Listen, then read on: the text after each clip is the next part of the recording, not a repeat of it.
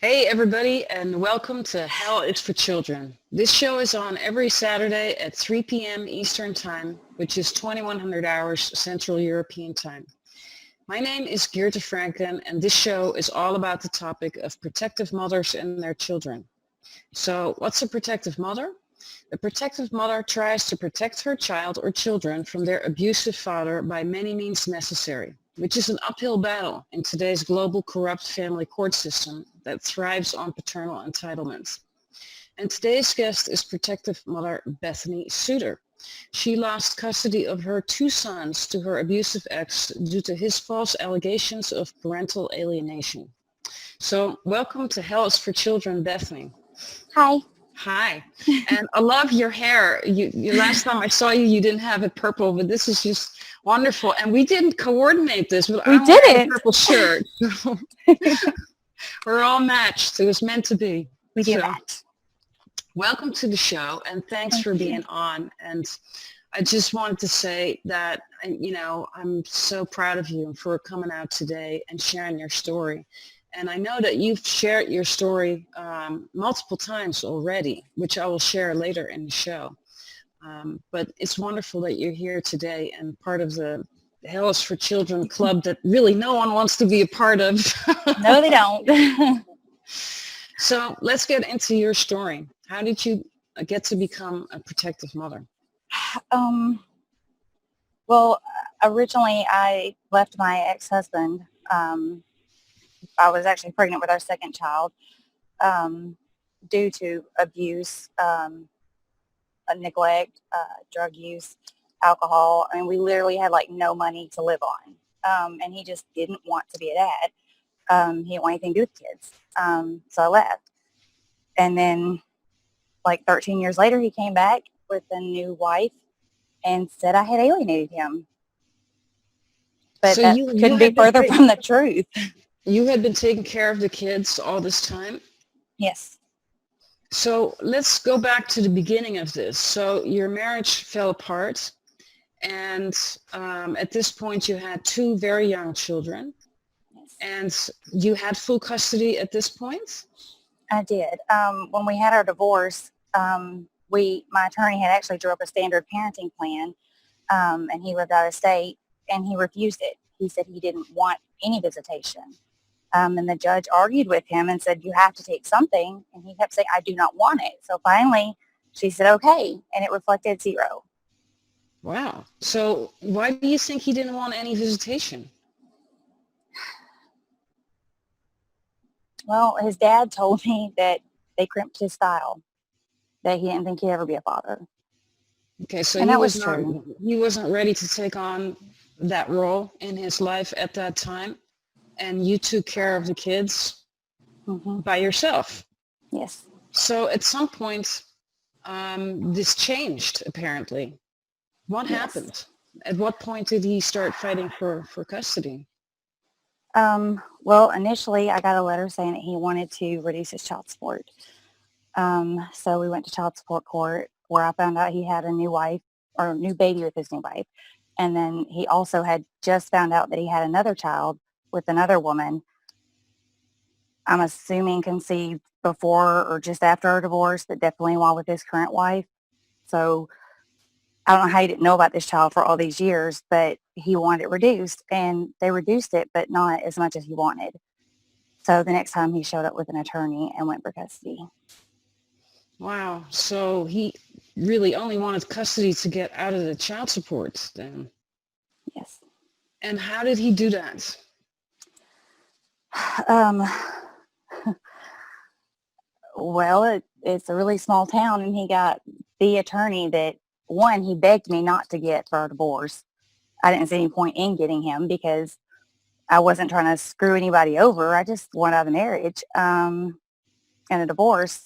But he went and hired that attorney. Technically, he wasn't even supposed to hire that attorney because I did consult with the attorney, but I didn't hire them or that attorney's office. Um, and they pretty much railroaded me. They hired a co-parenting counselor that had worked for his law firm for like 13 years prior to becoming a counselor. That was a huge conflict of interest. It wasn't ever supposed to happen. There were a lot of conflicts of interest. But wait a minute, you had already consulted with this attorney. Hmm. So then With it's that law already firm, yeah. a conflict of interest for him to even. Yeah, it was. And my first attorney wrote them a letter and asked him to step down. And he said no. Wow, that's crazy. Hmm. So, I mean, there's something that we should be able to do about that by itself, right? I mean, that's worth a complaint right there. Yeah. I'm going to pull up my attorney's wall of shame that I started putting together with the other protective mothers, and I'll share my screen here so you can all find that. Hold on for a second. I put together this attorney's wall of shame. This is a list that was put together by protective mothers all over the world, really. This goes by state and by country. You can Nice. find it here on my website, freejasmine.com, with the Dutch spelling of her name. And when you go under this button, reflection, you'll see Attorney's Wall of Shame. I'm also making an Attorney's Wall of Fame, by the way, which is on my timeline on Facebook. If you want to add if you had a good experience with an attorney, you can add the name of your attorney to that list. But this is the list of attorneys who caused protective mothers to lose custody of their children, or to have supervised visitation only, or no contact. Pretty crazy list here. Feel free, anyone who's watching, to contact me with any more names, and I'll add them, because I think it's a good thing if we have a list like this. If you were thinking about getting an attorney and you've saved up your money, you want to make sure that you spend it on someone who's ethical and who's actually going to fight for you. And you might want to check this list first. So, Yes, you should. Okay, so at this point, you have this horrible attorney who's against you and fighting you. And did you have an attorney at this point? I did. Okay, so you guys went to court, and what did your ex say in court to have the judge, award him full custody of your two sons? Because how old are your sons at this point?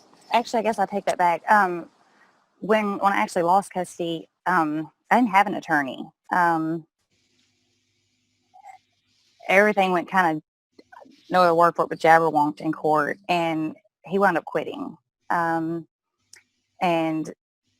so I didn't have an attorney. I didn't think I needed one, because I thought he's just coming back to see his kids. Like, why do I need an attorney for that?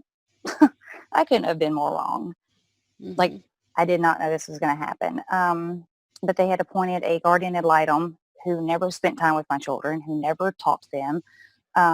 She'd been appointed for many months before finally coming out to my house after my son got a concussion at school. And he had an open doctor's note to stay out of school. And their dad had 2 overnight visits with them. And she wrote up an order I had no clue about to give him full temporary custody, to take them from Tennessee to Texas. So he did that on ex parte motion then? And were you notified of that ex parte hearing? No, I wasn't. So wait a minute, you went to court. You didn't even know this was going on. So I had no behind clue. your back, they went to court. He got custody reversed, and you didn't even know it. I was at home taking care of them. We all had the flu when the cop knocked on my door at like 7:30 in the morning on Saturday. Wow. So here's the police knocking on your door. You don't even know what's going on. And what happens then? He hands me a protective order, or a protective order and a ex parte order that I couldn't even read at the time. I almost passed out. I think he grabbed me as I was going down. I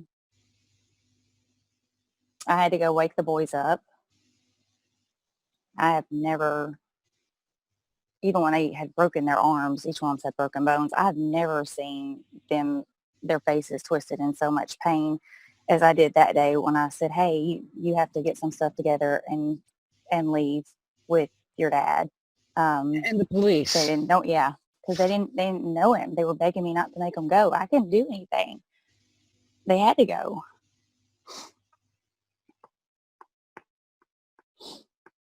I mean, this is like crazy. I'm going to share my screen and show some pictures of you with your kids. So we have an idea of, the vibe that you had with your kids. I mean, you're just like radiant here with your son. I love this picture. I mean, you can just see how happy you guys are. And, it's just wonderful. And here's another one. Love the hat, by the way.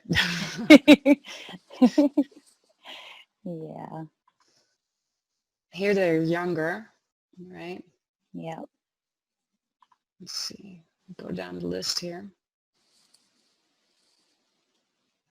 So he in this ex parte hearing, do you know what was said? I mean, what was used as a reason for this judge to? Oh my gosh. So the ex parte order was laughable. Like, Logan had, for example, he had a open doctor's note because of his concussion. He was having micro seizures as a result of the concussion that he got at school. And some, just angry headaches, and just he wasn't well. But she wrote up in there that he was missing too much school, that I wasn't taking him to school, that we had a large bird in the house that I allowed to fly freely around our house. One, that bird keeps her wings clipped, so she can't fly. Two, the bird is like hardly ever out of the cage. It's an echolactus parrot. She's big. And she was never out of the guardian litem that came to the house. She was there maybe a total of 10 minutes. She came twice, about a week apart, right before the week she did the custody order. Let's see, she wrote that the house was messy. Well, yeah, we had Gatorade bottles sitting around. Oh, she wrote that they didn't have proper bedding. And then she wrote that all their linens were off their bed. So I'm really not sure how that works, because if you don't have proper bedding, what are you putting linens on? And his linens were off because Lane he just needed to have his sheets washed because they were sick, really sick. I mean, what does it have to do with you being unfit? The fact that there's no sheets on the bed, who cares? And what's this with the bird? Know. Like, what's the thing with the bird was the thing that really stuck out to me. I was like, are you serious? People have dogs and cats in their house, but you're complaining about a bird confined to a cage? I mean, and then she complained that I had pots of flowers out in the yard. Yeah, I landscape, and I landscape my yard a lot, but I still do it for other people too. But yeah, I had buckets sitting around where I was going to plant my stuff. Yeah. So that's a reason to remove children, because you have plants in your yard? Apparently. Wow. What's the name of this guardian ad litem? Carolyn. Carolyn. Lynn. I believe so. What state are we talking about? Tennessee. In Tennessee. Okay. Well, she's outed now on Hell's for Children. We're removing children from loving mothers because they have plants and birds in their house. Yeah. I mean, this is outrageous. And the whole thing was underhanded. It was very underhanded. I couldn't jump through enough hoops fast enough. And I still didn't think this was going to happen. Like, I didn't really know what they were doing, why they were coming at me so hard. But I didn't know they were just going to take them and never let me see them again. So have you read that order, the ex parte order from the judge? Yeah, it's been a long time. I knew I probably should have printed that off for today. Well, I mean, you don't have to share it, but I'm wondering, let's first talk about the judge. Which judge made this order?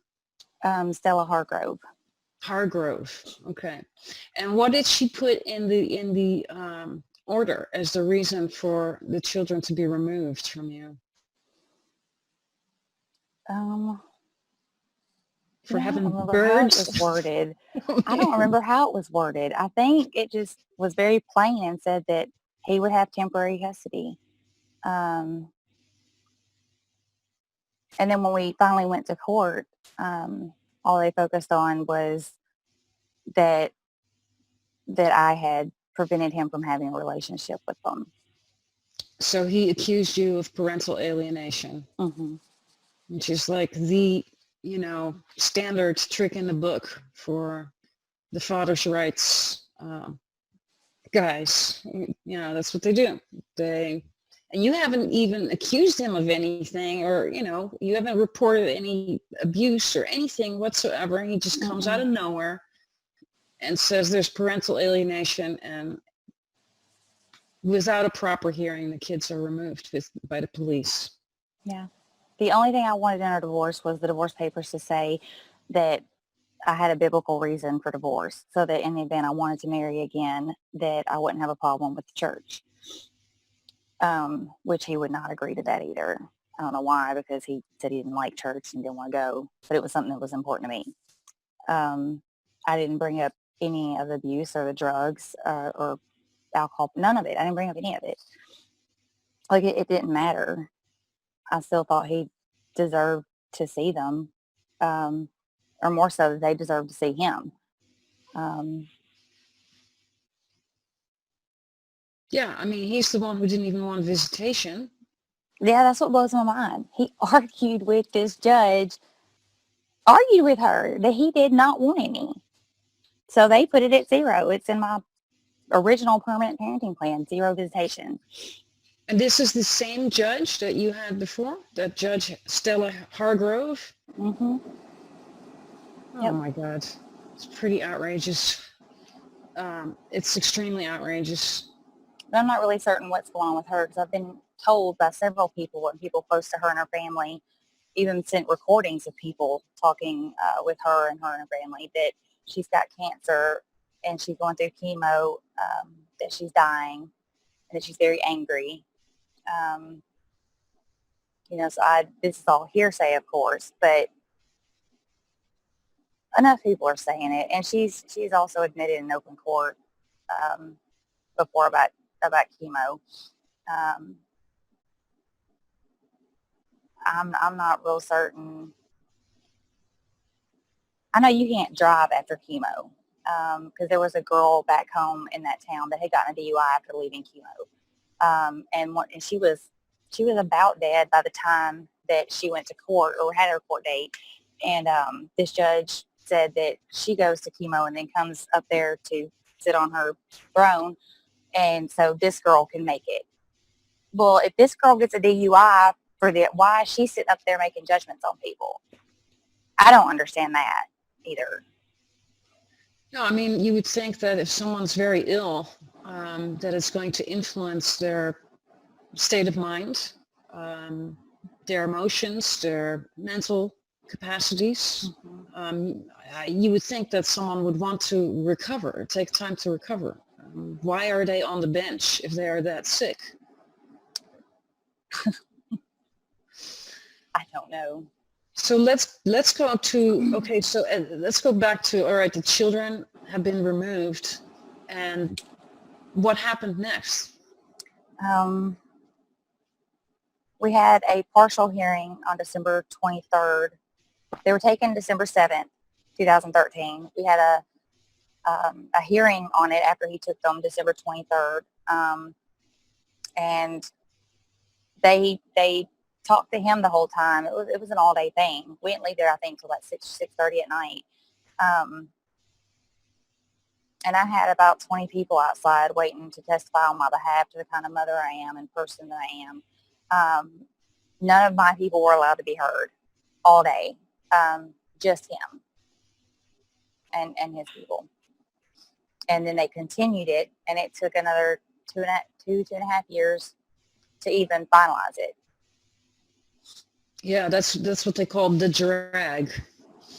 They'll keep postponing it, Yeah, and then after they give you final orders, they also don't give you your final orders for about 3 months later. So our final court date was May 9th and 10th of last year. It was a 2-day hearing on the decision she had already made her mind up on. And I didn't get my final paperwork until August. So now I can't refile again until August. It's not May or even June, but 3 months after the final court date. Because you have to wait a year for the review hearing. Yeah. So what's happening in regards to contact between you and your sons? Well, the judge, she wouldn't give me any visitation. My ex said he didn't want me to have visitation. So I have 0 visitation. I haven't been working since they left. I've just been with my husband, and he's in the military, so I go where he goes. They based my child support on $14 an hour and backdated it. So I haven't even worked this whole time, and they based it on a rate that, I mean, I'm not even capable of just going out and getting a job at that rate. Because my last job didn't even pay that much. And then, what was the other thing? I'm supposed to get 2 phone calls a week, and at least 2 phone calls a week. But he stopped those in September. Yeah, September. Without a court order to stop them. Basically, the easiest way I can explain it, I only have like 4 rights. The right to their report cards, which is a federal law. The right to get medical information directly from their providers. The right to the 2 15-minute phone calls, and then the right to be notified within, I think it's 48 hours of their death. Well, you have more rights than I do. I mean, but the school will not give me their report cards. I'm actually not even allowed on the school property anymore. And I didn't even do anything. I just went to watch the football games. And they threw such a fit about it. And I don't know what they did to the school, but the school wrote me a letter and told me I couldn't come back on their grounds, even though I hadn't done anything. It even kind of blew the school guy's mind. And then their doctors, he doesn't want to give me any of their medical records, which my ex has called down there and told him not to. So even though I have custody papers that say I can have it, they won't give it to me. So like Logan's not supposed to be playing football because he had that concussion with micro seizures. He was supposed to have gotten cleared from that, and he never was cleared. I did get those medical records. So he's not supposed to be playing football. And he got another concussion at the very last championship football game. And the EMTs were ugly. They wouldn't talk to me, even though I had my papers right there in my purse. Nobody took him to the hospital. The EMTs finally came back after, I guess, he thought about it, and said that father declined taking him to the hospital. So the school wouldn't make him go to the hospital, and their dad wouldn't make him go to the hospital, but they were saying he needed to go. And then, of course, he stopped my phone calls. So I really, most days I'm not even sure, I don't know if they're alive. I don't know. How old are they now? Logan just turned 16 and Lane is 15. So I hope they're watching the show tonight or the recording. I'm 14. Sorry. That's okay. They're at an age that they can be online and watch this interview. Hopefully find it on YouTube. Probably not, because I'm told that he, one, doesn't let them really take their phones anywhere. And he also has software on it. So whatever they do on it, it comes right back to him. I've been told that they have tried looking me up from other people's devices, and then somebody told on them and they got into a lot of trouble. So he's got them locked down pretty tight. That's outrageous. And I mean, at that age, wow, he must have some real control. Let's look at this picture I made about guys like this. Because how else can we see it than this? There's definitely something vengeful going on here. unexplainable because here he is not interested in raising your sons and then suddenly swoops in and takes them from you. Yeah. And really, what kind of father wouldn't want their child to have a mother? I mean, what's the reason even to do this? The child support, okay, so that's the main reason here from what you're sharing, but for him to cut off all contact, yeah, that's really outrageous. And It's scary that it can even happen. yeah, it's scary He that won't it's even let me allowed. see him at his house with him and his wife present or in public with him. And I have to include her because he really wants her to do everything for him. Actually, I'm not sure if it's him wanting her to do it so much as she wants to do it. And I find that this a lot, actually, that these fathers will do these types of things through the court to sever the mother-child bond, but it's often the new wife or the new girlfriend that's in the background kind of egging these guys on to inflict this kind of legal abuse on us. Yeah. And I wouldn't believe that except for that all these years, he would call every now and then, never to talk to the kids, but to talk to me late at night or after the bars closed. And I would always answer because, that's their dad, even if I was seeing somebody, because you never know if something's wrong or whatever. And he always said that they had a good mom and he was glad, that I was taking care of them. And then the minute she comes in the picture, he says, "We don't want you in it." And I thought, what does that mean? I'm their mom. Of course I'm in it. I invited her to lunch several times or to dinner. She never wanted to meet me. But she would blow up my phone asking if he was doing anything inappropriate with me when he would be down visiting them, which was rare. But when he was, she would ask that. So there's insecurity on her behalf and possibly jealousy.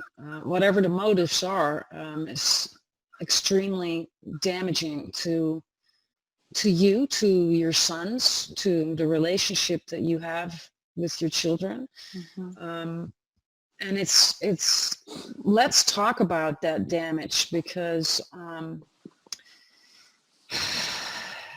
really these types of people that do this type, well, first of all, let's go to the fact that it's often the new girlfriends and the new wives who do this type of stuff, because there's a lot of activists who say like it's patriarchy, and I don't think that is the right term to use, because if we're going to label it patriarchy, then it's a gender issue, but it's apparently not just a gender issue. Obviously, there's gender bias in the courtroom.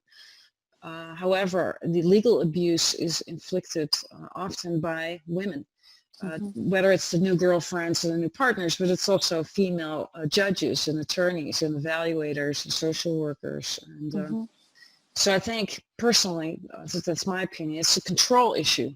Yeah. And it's often driven. And the only thing I have to say about that is if I wanted him back, she wouldn't have him. He tried to get back with me several times while he was seeing her. I couldn't do that. I couldn't uproot the boys again. It was too unstable. And she knew that. If I wanted to be back with him, she would not have him. And yeah, I did mean that a little mean. Well, I mean, they had their own child, right? They had a baby together. And so why not just go for a visitation if you really want to have a relationship with your children instead of taking them from mom? The normal thing to do would be to ask for visitation, and I'm assuming they just cost too much. Yeah, it is. Mine and the others. Now, and I also understand in your case, he was allowed to take them across state lines. Is that correct? Yeah, from Tennessee to Texas. I mean, how is that even possible? I don't know, but I pretty much knew then when they left with them, I wasn't going to get them back because they weren't going to take them out of that school and then put them back in this school down there. I knew that wasn't going to happen. So I knew then when they left that day, it was over. I collapsed in my driveway and just bawled. And the whole time I could hear the boys yelling because I lived out in the country. I could hear them yelling out the window, "Bye, Mama, I love you," for miles, way, way after I couldn't even hear the car anymore. I could hear their voices. It was awful. I mean, it just sounds, oh, I can't even. Let's look at what this does to children, besides what it's doing to us. But you mean, for the kids, they're in their developmental phase of their lives, and this is that first childhood experience. If there ever was one, this is one. And what happens to children who experience these types of adverse childhood experiences? You go to the Stop Abuse campaign, you can see the consequences of these childhood experience, the impacts that they have later in life, and even as they are happening. The behavior in adolescence usually goes towards drug use, smoking, addiction, missed school, loss of physical activity, obesity, depression, heart failure. I mean, we really need to look at this. And the research shows that these types of experiences can lead to loss of length of life, up to even 20 years, just the trauma of it. And this is one of the reasons why I do the show, because I really want these fathers to realize what they're doing to their own kids. And it really is it worth it? To do this to your kids, to save money. I mean, that's just awful. And what it does in the brain, it creates brains that are wired for fear, and it causes this fight or flight response that continues into adulthood. And this is very serious stuff, and we really need to look at this. Yeah. I'm all for the Stop Abuse campaign. If we go back to this website here, the Stop Abuse campaign has introduced legislation. I'm hoping it's going to get passed. It's a bill called the Safe Child Act, and it's forcing the courts to actually look at the situation in depth before making decisions like this, to really look at what's going on, what are the dynamics, what is the motivation of a father to do this type of stuff. What is the relationship? What has the relationship been? Like in my own case, the father of my daughter wasn't really interested in my daughter. Mm-hmm. For many years, we had to actually call him and email him and say, hey, how about coming down here more regularly? And how about sending Mm-hmm. a gift every once in a while, or just a phone call, Yep. And he wasn't interested for years in a row. And all of a sudden, here she's gone. And I have Same no thing here. contact. For 18 months, I didn't know whether my daughter was alive or dead. So I know how you feel. It is devastating. And for people to then think that, life goes on and you're going to work and as if nothing happened, right? Yeah. I mean, yeah. And then, of course, pay for a lawyer, pay child support, and pay the guardian ad litem. And, I mean, it's outrageous. It's ridiculous. It's a scam. It really is. I I haven't been able to take a vacation, but I've paid for a lot. mean, how can you even take a vacation? You know what I mean? You can't relax your mind around this if you're that concerned. Mm-hmm. Now, one of the things that I find really inspiring about you is that you didn't take this laying down whatsoever. You went out and you started sharing your story. So I'm going to share my screen here and share with the viewers where they can find your story. You have a Facebook page called Bring Logan and Lane Home. Yep. So the viewers can find that and follow your case here and get in touch with you here to support you, to help you, hopefully reach out to the kids somehow and get them in touch with you, because you have that right. I mean, you even have a court order that says you should. So Yeah. you also have your story on the Save Kids International here. If you go to Save Kids International and you scroll to February 27th, 2015, you can see here that Judge Hargrove stated that you supposedly caused irreparable harm by not facilitating a relationship with the father. Yep. However, he was the one who didn't even want visitation, but that's the part that doesn't even get looked at. No. Nobody brought that up either. Yeah, and we see here Judge Stella Hargrove. So we have her in full picture here. I think I want to get a haircut like hers.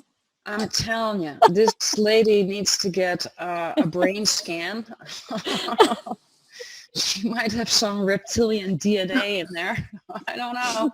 Something's terribly wrong with that lady. Almost put my hook out my nose. Goodness. Now, you also actually have your story on the Stop Abuse campaign, which is wonderful. Yes. It's called One Mom's Story. And we're going to scroll down. My computer gets a little bit slow from the software that we're running here. But here's your story written out for the folks who want to take another look. And you're sharing some other details in here as well.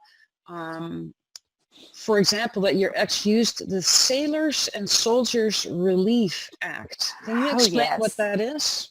What's that? Well, so apparently, after all the abuse, neglect, and him just not want to be a wife or a father, when I left him and wanted a divorce, he pulled the Soldiers and Sailors Relief Act, which says when he's in the armed forces, I can't divorce him unless he agrees to it because it's basically just too upsetting for them. Excuse me? So here I am trying to raise his 2 kids, back in Tennessee and live a normal life and work. And some awesome guy comes along. And I'm like, this is great. And they're like, oh, you're still married? No, I don't want to talk to you anymore. Of course, any decent guy would say that. So, I missed out on a lot of opportunities.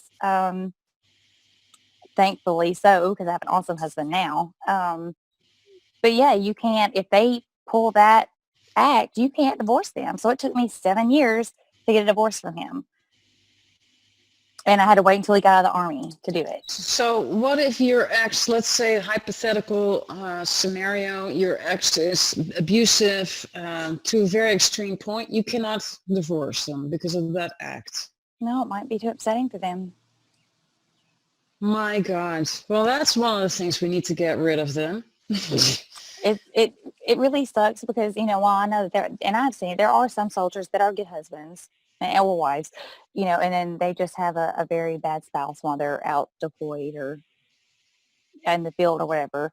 And for those I could understand it, but mine wasn't even deployed for the majority of this time.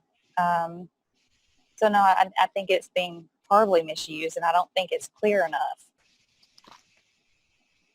Oh, this definitely needs to be yanked out of existence, this act. And here's another article on missyharris.com about good mothers losing custody of their children to once absent fathers. Mm-hmm. I don't think this is just absent fathers. If a father yanks custody from mothers suddenly, out of nowhere, that is a severe form of abuse, not just of the mother, but especially of the children, like we just looked at. The consequences of such drastic, sudden measures. And that's what kills me the most is I know they're angry. I know they're sad. They don't understand. They think that if I would just do whatever it is that dad wants me to do, which he wants me to go get a drug test and a mental evaluation, and then give it to him and his wife for them two to review and then decide what further treatment I need. Nobody Yeah. does that. You don't go around giving stuff like that to random people. And even if I did do that, he could still say no. And they're usually hired guns, who will just write some horrible stuff about you, or they implement what's called the MMPI test, which is completely inappropriate for custody situations, which was concluded by Dr. Saunders from the Department of Justice. He stated that the type of evaluations that are done via the courts, those MMPI tests, are completely inappropriate. If they were to test you now, the test results would show that you are traumatized. I'm sure they would. Of course I'm you're hella screwed up traumatized. right now. Yeah. So, I mean, this is like the thing, right? They know they traumatize you, and then they And want then a go doctor, after you. then go after you and say, well, she's traumatized. Yeah, but wait a minute. Who traumatized her first? You did this. Right? But I'm not supposed to be upset. I'm not supposed to show emotion. I'm just supposed to be happy and go to work and bake cakes and buy some really pretty and not ever see my kids again. Well, not only that, you're supposed to work a lot of jobs and then pay him child support. And pay for his lawyer. I'm supposed to pay his lawyer. Yep. Over double what it cost me. I'm really not sure what he was doing.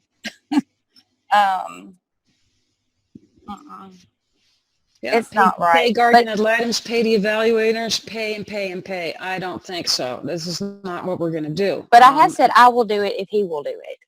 But he will not do a drug test, and he will not do a mental evaluation. No, of course not, because but he's been busted for cocaine like 3 times in the Army. 3 times. And said it was an accident that somebody put it in his drink. But somebody told me that you can't drink cocaine, so...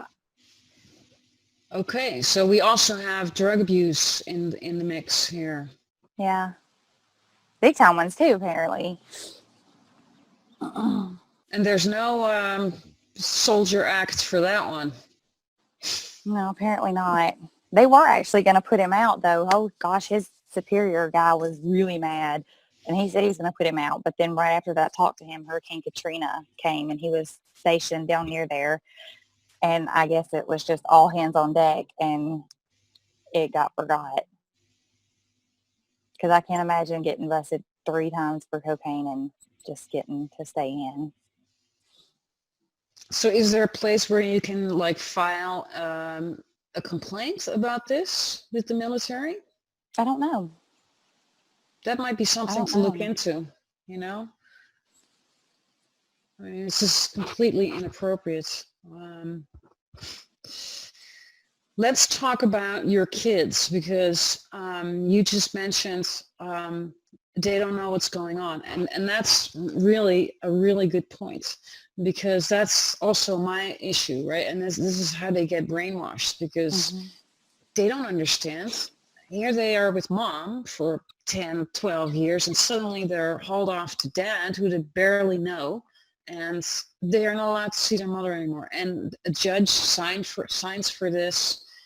And it's so absurd and so outrageous that these fathers are going to concoct some kind of story to justify it. And usually they tell the kids, like, oh, your mom is crazy or dangerous, or I need help. Oh, yeah, you need help. My ex says the same thing. He says, well, yeah, I do now. He says, I need to go to be evaluated by a psychologist. And only when the psychologist says that everything's okay with me, I'm allowed to have contact, whatever, Well, I can do it, but the psychologist can't do 1 or 2 visits and then say I can see the kids. They have to do it extensive. Right. And you have to pay for it. Yeah. So we're not going to trust the doctor's word. We're going to do what Phil says. Yeah. Yeah, in one of the motions, my ex actually said, before Geerte will go to the psychologist, I want to talk to the psychologist. Yeah, of course they do. Sure. All right, well, let's look at this page that I made for the kids, because they're really the ones who have no idea what's going on, and very hard to understand any of this. If you go to my website and you go under help, you'll see this page called Message for the Stolen Kids. That's part of my website. And on this page, it explains to the kids in kids' language. I tried to adjust it so kids from about 10, 11 years old can understand what I'm saying. And it explains why this is happening. First, it talks about possibly what could be happening, what usually happens, right? A lot of these fathers will overload the kids with toys or new phones and computers and expensive clothes and trips, and so these kids are like, they get completely spoiled. So they have no idea what's going on, right? But they know that something's not right, right? They don't have any contact with their moms, so they end up bonding with the fathers. It's called Stockholm syndrome, right? Because they're Yes, dependent on them for survival. it is. And they need to understand what's going on. So this is the reason why I put this Message for the Stolen Kids out. And it talks about the brainwashing and what that really means. And it talks about what happens to their moms, right? In the meantime, the fact that they are, that the moms, are basically seriously abused through the legal system to financially siphon them, right? I mean, that's what happens to us. And that these custody evaluators drag out, like what you said, this so-called extensive testing and these inappropriate tests. That the fathers use this to paint a picture of the moms to the kids, that that the moms are crazy, are dangerous, but that one of the real motivations is that they don't want to pay child support. In fact, they want moms to pay them child support, right? Mm-hmm.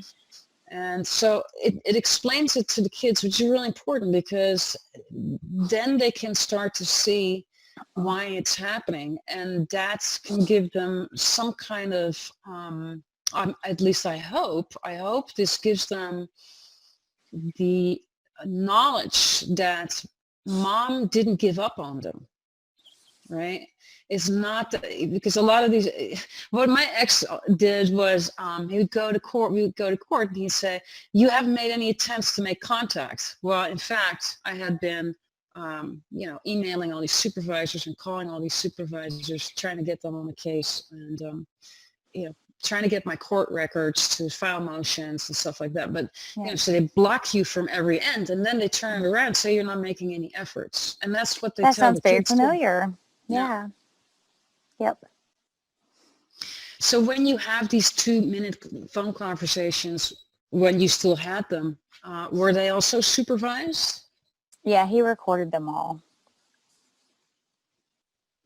Yep, he recorded them all. And every now and then they would tell me about them arguing or, out of hand things that had happened. And he would call me up well after midnight, telling me don't talk to them about anything that goes on there.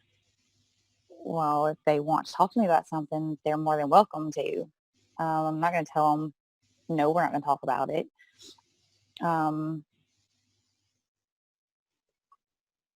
And when he couldn't control me anymore, I don't know what he started doing to them. I can only imagine, but they pretty much stopped talking. Like you and I are talking, they couldn't do that anymore. Like there would be a lot of silence. They were really careful with their words, really careful. And if they ever accidentally got to talking and said what they thought was too much, they would just clam up and it would all go silent again. It must be terrible to constantly have to think about what can I say and what can I not Yeah. say, and what's going to make my dad angry, and what are the consequences. Yep. It is bad. And then before we lost our phone calls, we had July of 2015 from about Christmas of 2013 to July of 2015, I had one Skype call a week for 15 minutes and one phone call a week for 15 minutes. He won't let us talk over 15 minutes.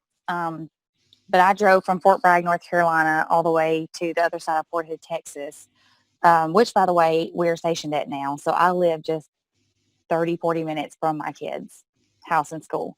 But I drove all the way up here to watch them. It was like a 2-day trip to watch them ride in a rodeo for all of 0.0001 seconds on a bull, which again, Logan's not supposed to ride. But anyway, they saw me and Logan just stopped and he looked at me and then he looked from side to side and looked back at me like, had he been transported somewhere or is my eyes playing tricks? And I just smiled at him. And then he just come running and he hit me so hard. Like I thought I was going to fall down. And he just hugged me forever. And then his brother came over and we got a little time together before I guess somebody went and told. And then here his dad come. And he got very violent. His wife, actually, while my friend was trying to call 911 because my ex had snatched up her little 15-year-old and drew back to hit him, his wife snatched the phone off her ear and told her to not call 911, which was actually a charge for interference with the 911 call. Then my ex, I got between him and the little boy, trying to get him to not hit him. And then I guess he realized what he'd done. I don't know. And everybody else was yelling at him to stop because the phone was recording. And he throws the little boy down and he went fumbling back and fell. And then he and I are fighting over my phone because he goes over and like tries to put it in his truck. And then we wound up all the way on the other side of the road. And you can hear us fighting, arguing, me telling him, give me my phone. I've got to have it to get back home. That's got my GPS on it. And all of a sudden he punches me in the stomach and trips me with his foot. So then I cursed him. That was the only time I cussed at him. And I yelled at him and all of a sudden he let go then and was like, here, but you take this and you leave and never come back. And the police had come, but they were offering to take me to jail. They let all them leave. And I had to argue with the cop and tell him that I have not broken any orders. And he was like, well, this is an order of protection. I'm like, no, this is a restraining order. And it's not even a restraining order. It says I can't be within so many feet. It just says I'm restrained from exercising my parental rights. It doesn't say anything about me being a danger or nothing like that. And a restraining order is not a protective order anyway. And they're not even valid in other states. So there was nothing that could have been done. But I had to really argue the law with this guy to not go to jail. And I hadn't done anything except get punched and get my phone taken. My friend got assaulted. Her son got assaulted. But then I was told the next day that he was a new cop and he hadn't been there long. He didn't know what he was doing. So then they tried to rewrite it all and send it up to the DA. But the DA said it sounded like a mess and he didn't want to deal with it. I could be wrong, but I think that's probably part of his job is dealing with things that nobody else really wants to deal with. So he was able to get away with 2 assaults and his wife too. I mean, you can't just come and snatch somebody's phone off their ear when they're calling for help. And my friend was terrified, and her son had never seen anything like that. And my kids were watching from the truck. It's unreal what people can get away with doing. And what bothers me the most, it's not even that I can't see my kids. It's that they don't have any choice in the matter. And I know they're mad and I know they're upset and they're hurt and they're trapped. And that's got to be horrible. And I can't do anything to help them. I can't do nothing. And when I do try, like I'll probably be persecuted for this here, I'm sure, even talking about it. You can't do anything. Well, what you can do is share about it, Yeah. and whether that gets used against you or not is really not the point, because you have the right to share your story, and this is your life, and it's your decision. And the thing about rights, you do have rights here in America, but can you afford to make sure that you're able to use those rights? If you can't afford it, then it's like you don't have those rights. So when you run out of money, or you got to wait a little while and try and save up some more to go give another chunk to another attorney that is just going to chit chat with the other one, I guess. And I don't know what they do, but I've not seen much results. I mean, I've known crackheads on the street. Well, not even just crack prostitutes that still get to see their children, even unsupervised, um, after leaving them in bad situations. They're trapped. I sent my kids to a private school for the most of their years. I coached their ball teams. I was there. It blows my mind. Convicted murderers gets visitation. Yeah, I watched a thing on that the other day. Yeah. In prison, but I'm like 40 minutes away now. I moved there, and I can't even go to a home football game. I can go to the away games, but I can't go to a home football game. Yeah, you get assaulted. You have to fear for your life. Yeah.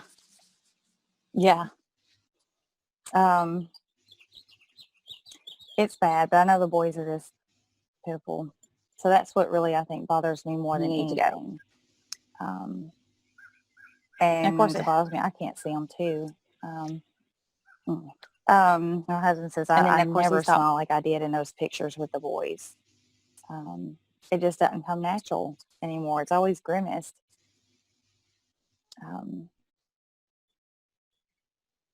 And the bottom line is I didn't do this to him. What times he ever asked to see them, I let him, and I let him take them for the day.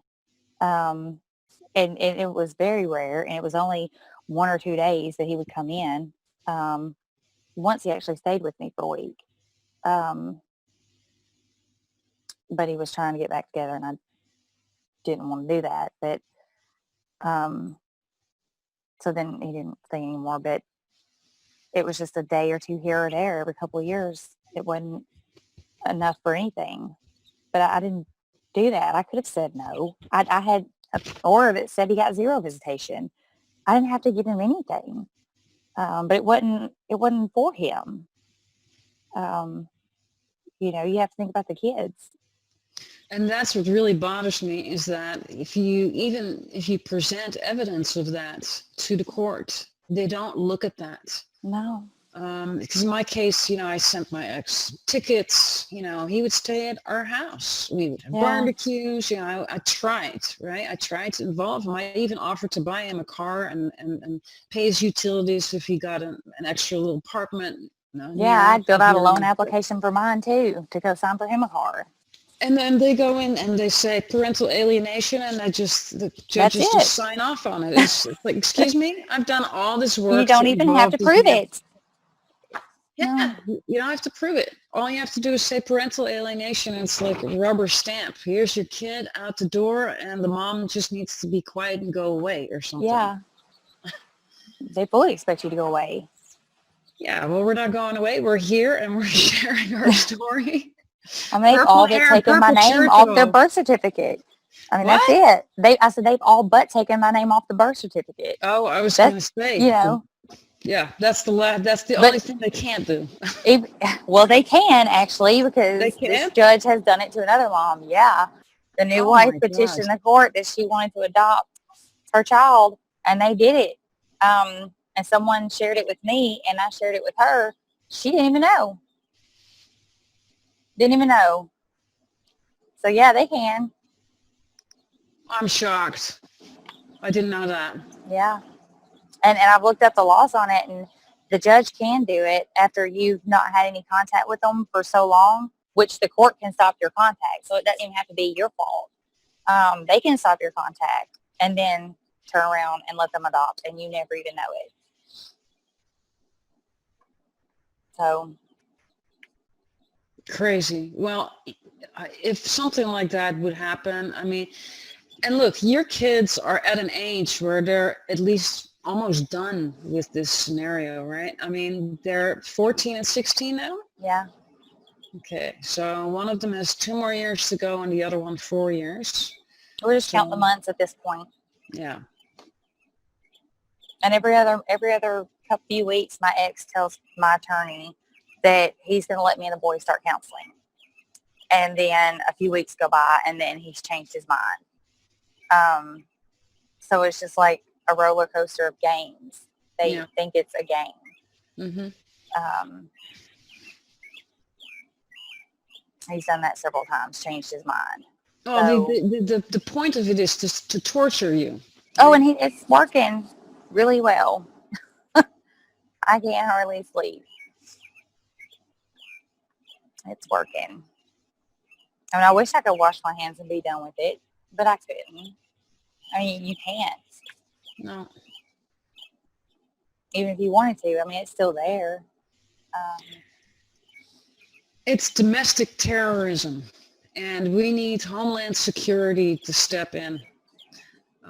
As a matter of fact, in Belgium, the authorities are now actually labeling guys like this as domestic terrorists. It's like an Really? official term there. Yeah. Wow. And they're going after fathers like this, and that's what needs to happen all over the world, really. Yeah, it does. I wanted to share the show announcement that I did for this show because, it explains what you just shared with us in a nutshell. But I really like your last quote here. If God had intended for men to be the primary caretakers of children, he would have given them the ability to get pregnant and give birth. I think that we should put that on a t-shirt. We should. That whole golden uterus syndrome they say we have. Well, you don't have a uterus. So what exactly are you comparing that to? That's right. I mean, that's just a low blow jab.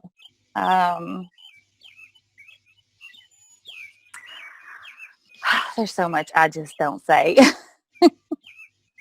Well, I mean, it's like, what do these guys want? They just want us to put the babies on the planet and then just go away or something. Like, and that's my whole point. It's so unnatural. It goes against all the laws of Mother Nature. And these guys will find out what karmically that's going to do to them. Because it's like, if you pollute the earth, then you're going to have global warming, and then the weather's going to change, and there's going to be earthquakes, and you have to pay the price. Well, the same thing goes for severing the bonds between a mother and her children. That is a sacred bond. You don't touch that. Mm-hmm. When you touch it, you're going to only have destruction as a result, whether it's childhood adverse experiences or extreme grief that lasts for generations. I mean, this stuff plays out in the relationships that your children are going to have with others when they're adults, in the way they parent. I mean, the consequences impact generations to come. And really, if you're only doing that to save a couple $100 off child support, oof, that's a big price to pay for his couple $100 a month, Well, they're not the ones exactly paying it, but and on the child support, I'd like to add, he was behind several $1,000s for years. I only asked him one time if he'd make a child support payment when I'd switched jobs and my check was being held. And he said no. And I never asked again. He stayed behind. I never even filed to enforce it. Who has time when you're trying to work and raise 2 kids and coach our teams anyway? But he sure made sure that he was going to try and stick it to me when he got them. And I never even threw a fit about none of the money. He didn't know. They even wiped out over $7,000 in arrears after they gave him custody. Like they never existed. Yeah, You're going to get pegged at a high rate and backdated. who cares about the child support? I mean, that whole thing needs to be taken out of the equation anyway. I would have chosen no child support and not never ever deal with this again. Yeah. This horrible traumatic event for me and my daughter, and I'm sure a lot of protective mothers would feel the same way. Now, you also shared your story on CNN. I always get the abbreviations mixed up. A CNN report you did of good mothers losing custody of their children to one's absent fathers. Now, how did you get? How do you get a CNN report published? I had the lady that Missy Harris is the one that is the author of it, or blogger. I don't know what you really call them, a reporter maybe is the right term. And she asked me to talk to her about it, so I did. And then she sent it on to CNN? Is that how it worked? I have no idea how that part works. Because that's really good. And I highly recommend the mothers who are in situations like this to come out and share the stories. And I know it's difficult. I mean, but it's very, very important, because without the stories, we can get lawmakers and policymakers to look at this and change this ridiculous fatherhood funding, this federal fatherhood funding, that military act that you described, that needs to be yanked. I mean, please, these are very discriminatory forms of funding. They are. And we really need to approach President Trump and the folks that are in place right now in office to get them to yank that type of federal funding. And another thing that I really want to put out there is that this so-called 50-50 mandatory custody that a lot of parents apparently want is not appropriate for situations like this. If you're dealing with a very destructive father, you cannot co-parent with a domestic terrorist or a pedophile, or because they don't want to parent with you. That's right. How are you going to co-parent if you can't even negotiate a minute phone call? How are you going to negotiate topics like education and health? And you can't. Yeah, and that's important for people to realize, because it works. I'm sure it's a really good solution for folks who don't have this type of a toxic energy within their parenting or whatever you want to call it. I feel these people are these fathers have are possessed or something. I don't know. You cannot co-parent with these folks. And we really do need to look at that. We need to counter it, because there's a lot of laws being passed and being pushed for to get that established, and we don't want that. Yeah. We also need to go after the judges that make these kinds of decisions. And one of the posts that came by my desk this week was this one from the New York Times.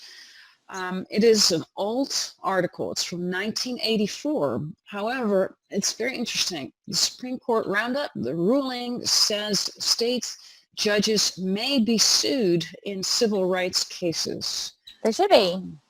Yeah, they absolutely should be. I didn't know this was possible, so I'm looking into this for my own case. Yeah, let me know. I think we all should look into this. I'm not sure if the Supreme Court ever overrules itself. I haven't heard of that. I don't know. My youngest son told me a couple of years ago, because I've not seen him in over 3 years now.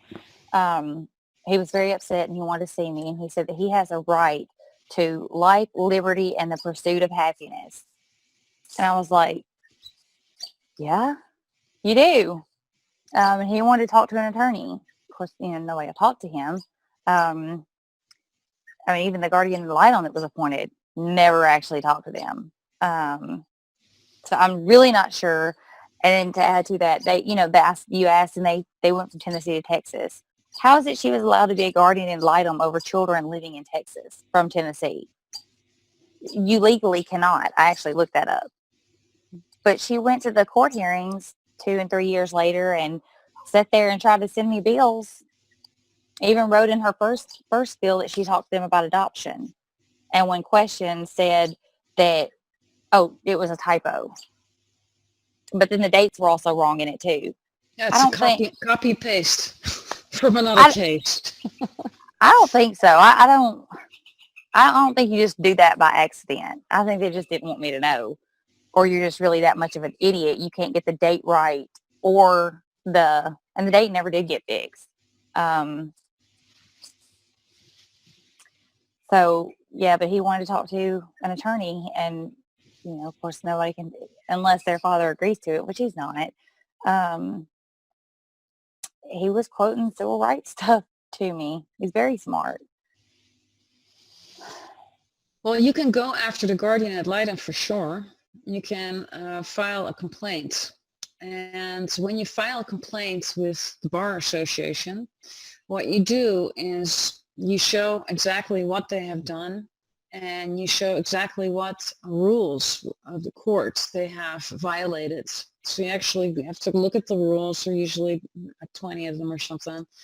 You just read them and you write your story and you just paste the rule in there, state exactly how it's been violated, and then the consequences for you and your sons, but also the rest of your family. I mean, how Yeah. about your brothers and sisters and parents and cousins and the friends of your sons, right? They can't talk to any of them.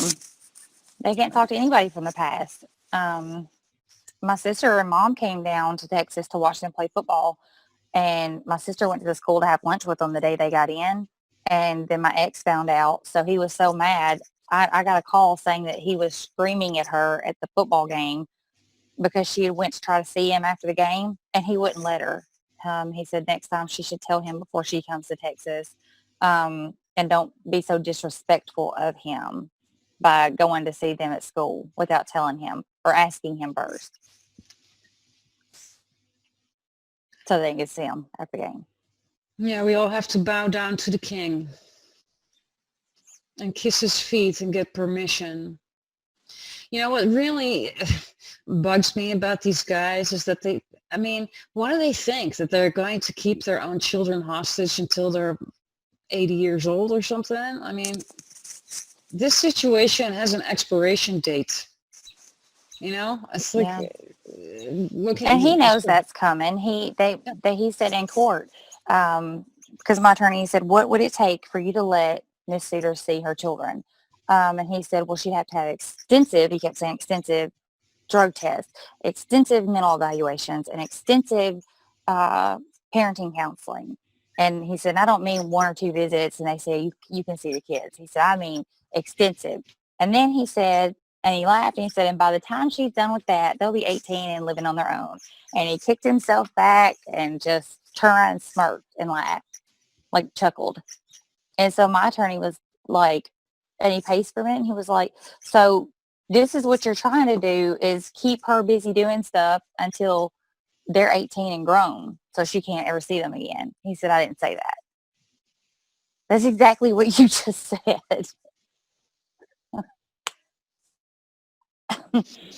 well, And the fact that he can get up there and say that in front of a judge and then that no red or lights or bells go off and yeah, where's the judge? Like checked out in outer space and allowing it to happen and not intervening. Yeah. Well, and the judge even went as far as to be abusive herself several times. But the worst thing that she did, they had asked how mine and my husband's marriage was. And I had told them it was great, except for this custody battle. And I felt that it had put so much of a burden on my husband that he didn't deserve. And sometimes I wanted to leave so that he didn't have to deal with it. But he would never let me go. great man. And so I expressed more than once when asked about this guilt of putting this burden on him. And at the end, when she was in the middle of sentencing, and I had a whole bunch of people there watching, court watchers and just support people. The courtroom was full. We had to move to a bigger courtroom. She said she wanted to tell everybody a story, and she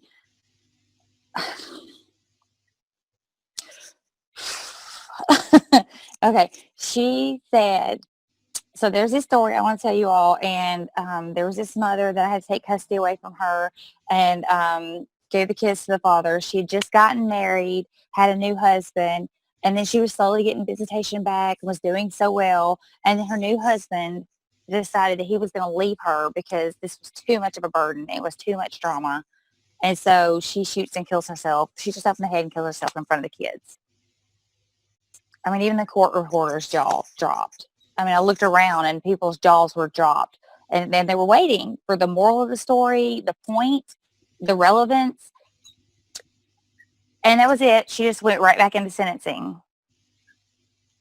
So when we got outside, I was like, what was that? They said, she just told you to go shoot yourself.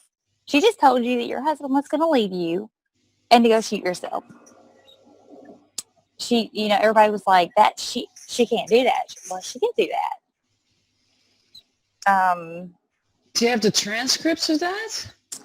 Well, the transcripts are very expensive. They're 2 days worth of transcripts. So no, I don't have the transcripts, but I do have proof of it without the transcripts. Yeah, I mean, for anyone watching, you really don't need transcripts. You just need one of these things here, and you just hit the record button. Which apparently I was told is illegal.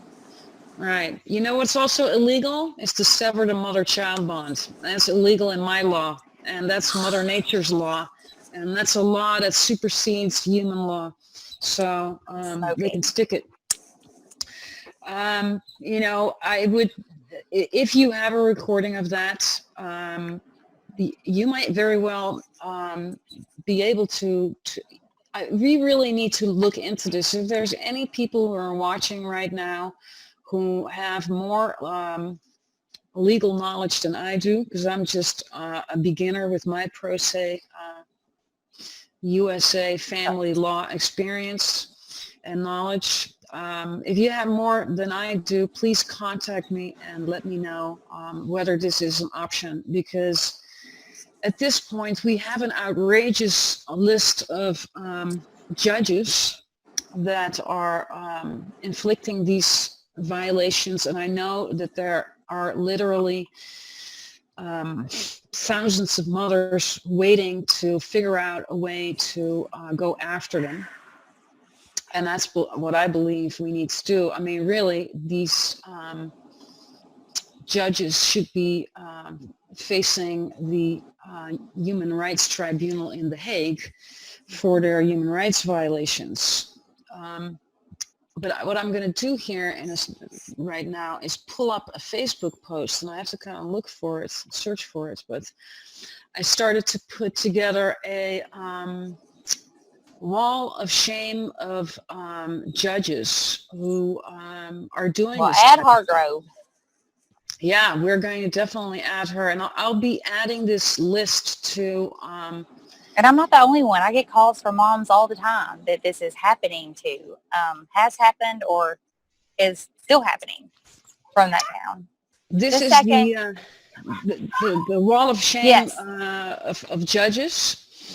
And, go ahead and you can go and contact me via Facebook Messenger and let me know what your judge is who has violated your rights and your children's rights. I mean, look at this list. It's endless.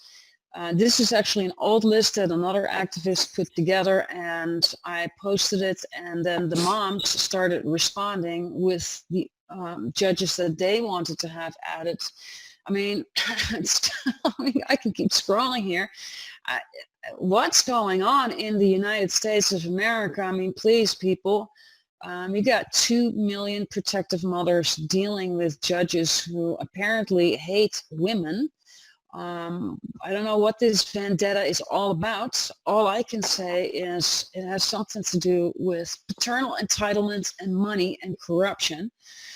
You see it's good business. If you take a mother's children away, she's going to bleed money until she dies. That's right. And that's why we need to stop spending money, all go pro se, and then sue the hell out of the father and the attorneys and the judges and the social workers and flip the script, And social workers, DCS, they have their problems. But typically what I've seen is people and stories that their kids have been taken through neglect or abuse. They give them some parenting classes and you get your kids back, or you get to see them at least. But there's nothing for this. Just say I had alienated him. Okay, well, let me fix that. But they won't do that either. Which I didn't alienate him, but I would be willing to go take some classes or whatever. But they won't let you do that. And that's why we know it's a scam. And that's, it's all our stories are the same. And that's really, my kids' college money is gone. Yeah. I don't know how they're going to college. I probably spent in lost income. I've lost my house, probably a total of $250,000 on this nightmare, which could have, purchased a good college education or university education for my daughter and a place to live and all that. She's not going to have that now. She's going to have to work and, find her own way with and that's if she's not too damaged from this whole situation. That's and right. She just doesn't care to go. That's right. Yeah.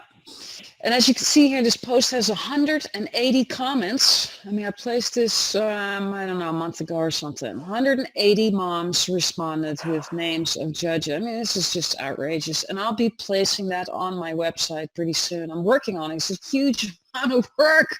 And that's just the ones that are strong enough to come forward. And doesn't matter, doesn't care about the backlash they get, because you get it. That's a lot. And then people come up and say, well, if you're a good mom, you wouldn't lost custody.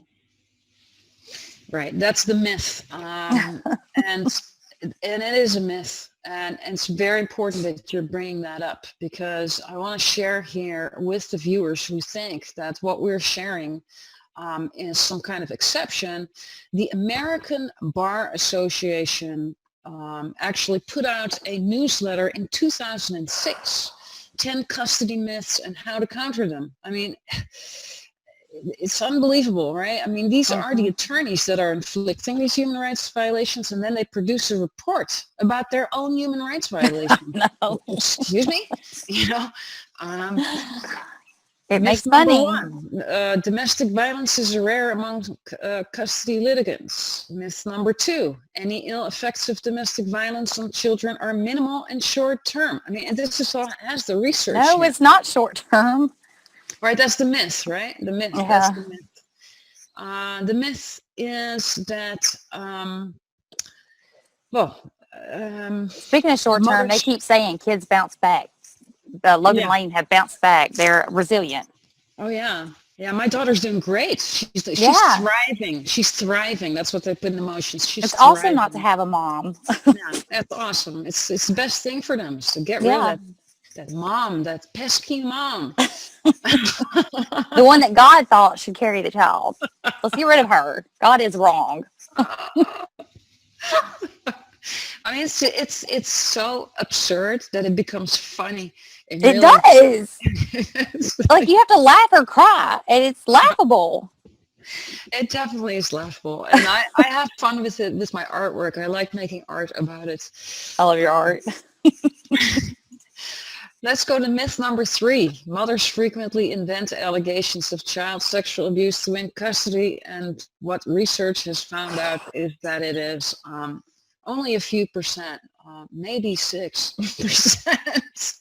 Myth number 4, domestic violence has nothing to do with child abuse. Oh, yeah, because kids love seeing their parents get beat up and choked and cussed at. It's really good for them. Yeah, it is. Good life Abusive, lessons. myth number 5, that's the one, right? Abusive fathers don't get custody. Right. If you've watched this show, you know that 85% of abusive fathers get full custody if they fight for it. And that is what research shows. Here they're saying 70% of the time. So if the American Bar Association is putting this out, what are they doing to change this? What are they? Well, why would they? It's good business. Right. Fit mothers don't lose custody, right? So Right. Yeah. that's the one But that we have to but do. I'm allowed to coach children with background checks and everything else. And parents actually request me to coach their children. I'm still coaching now, but I can't even see my own children. I teach college. I mean, I'm a college teacher, so I'm apparently. Well, you are so unqualified. I mean, this is the thing. Like this Judge Wood in Marin County, she actually said to me, she never met me before. I talked to her on the phone, and the first thing she said without introducing herself was like, "You are crazy, and you need to go to a psychiatric hospital." And I was like, "Excuse me, Right. who is this, and who are you, and what are you basing that conclusion?" Yeah. So I told her I just got a really good job at a local university here, a well-known university in the Netherlands, and it was completely quiet on the other end. It's like, so I only have part-time craziness, right? So not while I'm at work, but not when when I get you're home, then then you're crazy. Yeah. Yeah, I cried after they said I couldn't see my kids or talk to them or anything, and she just looked at me and she just stared and squinted her eyes. She said, "You need help." Yeah, you need help. How dare you cry? And I remember just like kind of stopping for a second and looking at her, and I wanted to say something so bad, but I was like terrified. And so then I cried even worse. And she did it 2 or 3, 4 times, and she just stopped everything in the courtroom would get quiet, and she "You need help." Yeah, let's turn that one around. I think she's the one who needs help. I also know another protective mother who actually was scoffed at because she did not cry, right? So You can't do nothing right. And then they also, I got in trouble because I don't date. I didn't hardly ever date because I didn't think my kids needed to see that. They had one parent, and they needed to they at least have that one. And so they said that because Mrs. at the time it was Evans, I wasn't married yet. They said because Mrs. Evans doesn't date, she's not married, she can't possibly teach the children love. But I was thinking, I was like, but if I had been dating and bringing men around, I'd been a whore. Right. So you can't do anything right. It doesn't matter which way it goes. It's wrong, and you can spin it to look however you want. That's right. And as long as the courts don't look at evidence and just base everything on opinion and apparently on gender, because that's what's happening. And my ex even admitted in court that he was an alcoholic by accident because they let him talk too long, which he always admits his wrongdoings if you get him in the right. And nobody batted an eye. No, I mean, my ex admitted in court that he had been doing heroin and crack cocaine for 35 years, but apparently that's not a problem. Well, that's clearly the best place for your child. Yeah. Mm-hmm. Yeah. And she, my daughter, shared with the child psychiatrist that he offered her white powder on several occasions. Well, it's good for her, though. It's good for her. It's vitamin C. Yeah. Vitamin C. All kids need it. All kids need vitamin C. Mm-hmm. Yeah. With their developing brain and stuff. Yeah. Yeah. All right, let's go back to the custody myths here because they're really fun. Parental alienation syndrome is a scientifically sound phenomenon. Right. That's myth number 7. Myth number 8. Children are in less danger from a batterer parent once the parents separate. Woo! Maybe because there's nobody to tell. Right. That's it. Myth number 9. Parents who batter are mentally ill, or parents with no evidence of mental illness cannot be batterers. Oh my goodness. And then Last but not least, myth number 10. If a child demonstrates no fear or aversion to a parent, then there is no reason not to award unsupervised contact or custody. Right. And this is what these judges go by these myths, right? They don't look at the reality, and they have a clear agenda, and we need to go after them. That is what I believe. We also need to really go public like you are doing right now. Here's another website where you can share your stories. Moms Fight Back, the 100,000 Stories Project.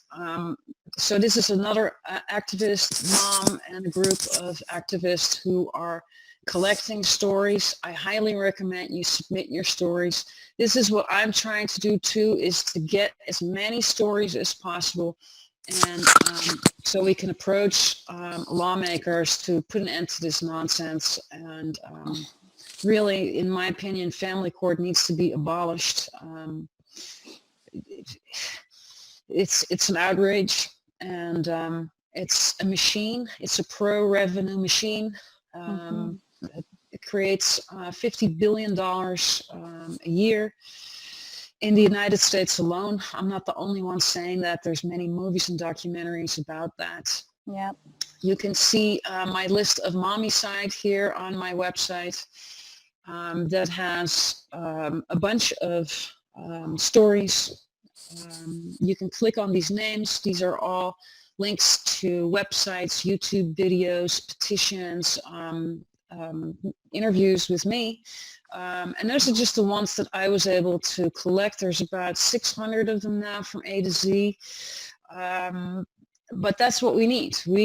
There's power in numbers. We're not going to be able to achieve anything if we're all going to go stay at home and not share anything out of embarrassment or out of fear of retaliation. Although I must say that I understand that some of the moms, actually I should say many of the moms, are scared because there is retaliation. Oh yeah, there is. Have you been retaliated against in terms of the visitation by? Oh, she's mad. The judge is mad. The guardian ad litem's mad. The co-parenting counselor deleted her LinkedIn page after I outed her for her employment with my ex's attorney's office. They're very mad. She still talks about how mad she is. You know, but I even posted it publicly. Had you left me something, I probably would have kept my mouth shut out of fear. But you took everything from me. I can't even see them. I can't even, go watch them play football. I have nothing left to lose. That's right. So what do did you really think I was going to shut up? No. No. And even the moms that still have 15 minutes a month of time left that's supervised, I mean, you're not parenting. You can talk about the weather in school, but it's like a bizarre friendship. Not even. Yeah, not even. You can wave at each other. We're still alive. Yeah. Couple more years to go. Yeah. Yeah. I mean, I would not, I personally made the choice to out the people in my situation because it's outrageous. And why would we accept that? But I understand that for some others it's important to keep that time, and I respect anybody's choice. I would never, they use fear to keep you silenced. Right. And they use the visitation as a form of extortion. I mean, if you go public, you're not allowed to see your kids 15 minutes a month. Yeah. That's judicial extortion. Yeah. And and they don't want you to tell your kids anything about what's going on. Well, my kids aren't 2 and 3 and 4 years old. Mine are older. And they're very mature, have a good comprehension level. I think they deserve to know what's maybe not, they don't even know every little detail, because I think there's things kids do not even know about their parents, but they deserve some answers. They're not babies. So telling you that you can't tell them anything, I think is wrong.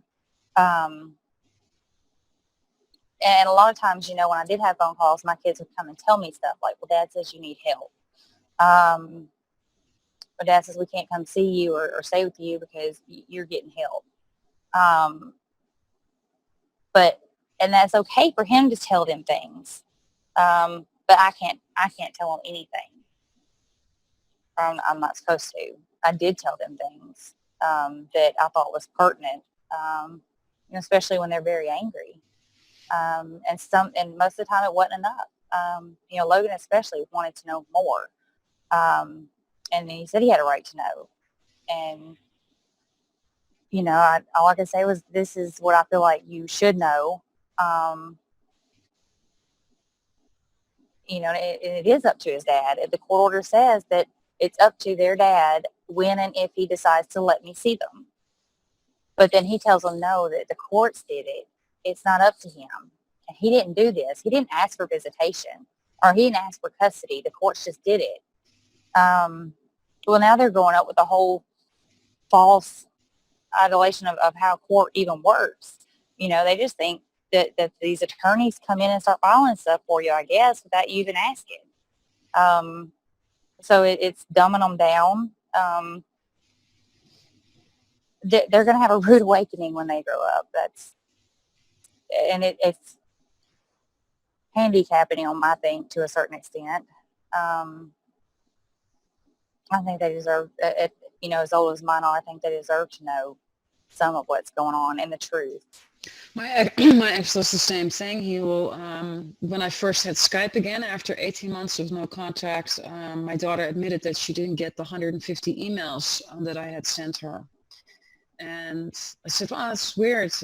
We checked the email addresses in the next Skype session, and she confirmed that it was correct and that she had gotten my email that I had just sent, but she had not gotten the 150 emails that I sent over a time span of more than a year. And she said, it's probably ordered by the court. I think the court ordered it. So it's very interesting because you can see what the programming is. You can see that the father's been telling her, oh, the court ordered it that way, No, the court enabled it. The court didn't do it. The court enabled it, though. Of course, and they let him get away with it. And I want to share this book here because let's talk about the consequences into adulthood. Most of these kids do at some point understand what's going on. And this book was written by Brandon Byrne, who is now an adult, but was a child in the situation of our kids. And once he figured out that his father had done this to him, he wrote his experience in this book with his brother, JP, and I recommend this for everybody to read because when you read it, you can see the type of things that these fathers will say to the kids, and at some point they know something's wrong, right? So at some point there comes a time that your sons are going to look you up and ask, oh, what really happened? And usually once they really truly understand it, there's going to be a time of processing, right? Here they've been lied to for years. So they have to process the fact that their own parent would do something like that to them. That's very difficult to accept. So there's usually a part of denial, and then eventually, they have to, come to the conclusion that this is really what happens. They have to mourn the relationship they thought they had. Yeah, that's really sad. And some of these kids decide to not have anything to do with these fathers anymore, which I understand. I don't make any recommendations. I don't know what it's like to be a child in this type of situation. So I'm going to leave it up to my daughter to make her own decisions around that. I would never get between her and her father. All I did was try to protect her from abuse and molestation and drug addiction. But up to her what she wants to do. And but I think your sons, since they've spent so much of their childhood with you, that cannot be erased. You know what I mean? They have their memories. They know you don't need help. Yeah. We have a couple minutes left, so if you were going to use this opportunity to say something to them, what is the message that you would like to convey to them?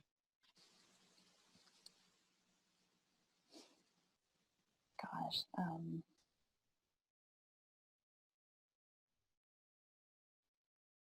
just that I'm sorry.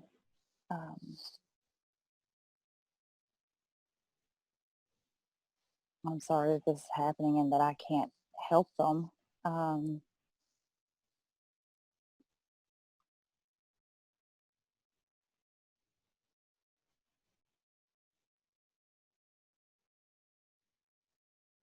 and I don't really feel like I need to defend myself because I do think that they'll see it on their own. I think they probably already do, um, but they just can't express or act like it.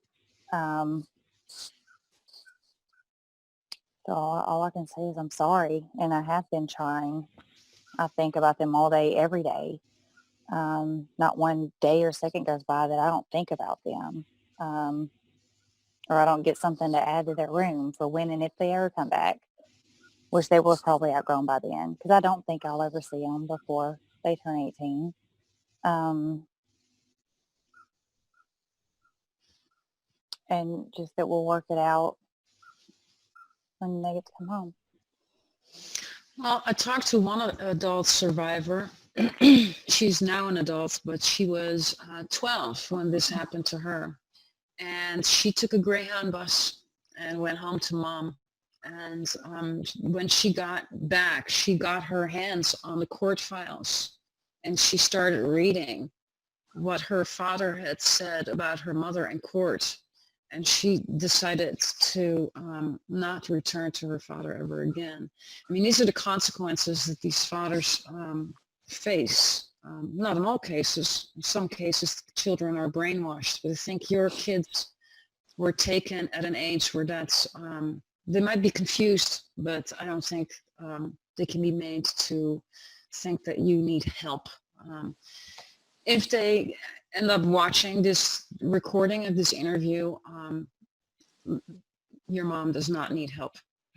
How's that? I declare it.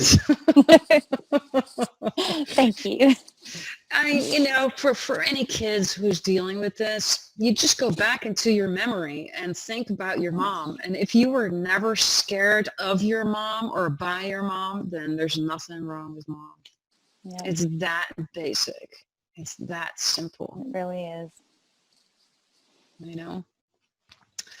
So one of the things that we need to keep doing is sharing this information so the children are also reached. And when they do get this type of information, it's the antidote to the brainwashing.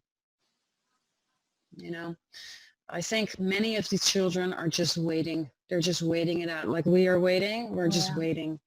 I call these types of guys the time snatchers. They are. You miss a lot. Yeah, I was thinking today, if you're willing to do this, to sever the mother-child bond, and you think there's not going to be a consequence to that, you're delusional. Once these children truly understand what's happened to them, I don't think these fathers are going to be in the lives of their own grandchildren. They're going to be old, lonely men who've been spit out by everybody. That's sad. Yeah, the entire situation is completely tragic. Your situation, my situation, the 2 million protective mothers in America that have to deal with it, all at the hands of some greedy bastards who just want to build a new pool in their backyard over the backs of our abused kids. Yeah. And that's what this is about, It is. And it was convenient that mine were at an age where he didn't really have to take care of them anymore. They can make their own food. They can dress themselves. They can even do work that he's supposed to be doing on the ranch he works at. So there's a lot of benefits to having nothing to do with them during the diapers and the, teaching to ride bikes and walk and just waiting until they can do it all themselves. Yeah, that's exactly what happened. And it sounds ugly, but that is what happened. That's exactly what happened.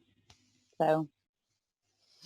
Well, let's hope that your story that you shared with us today will contribute to more awareness around this topic, and I sure that hope the so. collection of all the stories together will reach the people who have influence on what's happening in family court or have the ability to completely yank it and get rid of it, including CPS. I want to thank you for sharing your story today on House for Children. You're a very brave and courageous, strong, protective mom. Hang in there. You're still, quite young compared to me, at least, you know what I I just mean? use So, good creams. ah, If you ask my boys how old I am, they say 29. And then they you, say times however many years I've been that. you look fabulous, and I love your purple hair. And Thank you. This is I, new. I've never done anything like this. I like it. it's beautiful. It looks really good on you. And it's really fun. It also shows that you have zest for life and believe in that and stay with that. And this too shall pass. I have that tattooed on my left arm. This too shall pass. You don't have that much longer to go. I really feel for the moms like Holly Bradley I had on last week Yeah. who lost a breastfeeding baby. That's very serious. You have to deal with it for another, 16 or 17 years.